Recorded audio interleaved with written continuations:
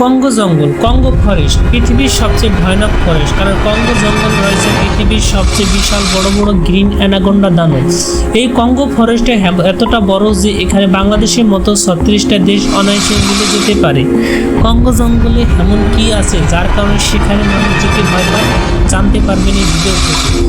Congo ফরেস্টের satellite থেকে দেখা যাচ্ছে এখানে বিশাল বড় বড় গ্রিন অ্যানাকোন্ডা দানব রয়েছে, যারা পশু এবং জীবজন্তু সবকিছুকে শিকার করে নিজের জীবন ধারণ করে।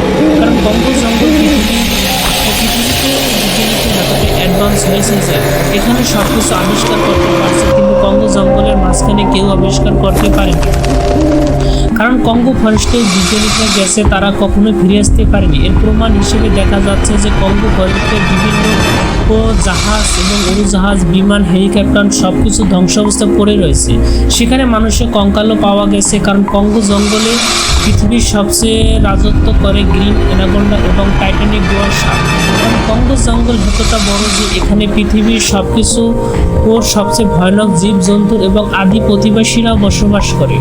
কঙ্গো জঙ্গলে লুকিয়ে আছে বিভিন্ন প্রকারের ভয়ানক এবং গল্প, যা মানুষ শরীর ছেড়ে যেতে পারে।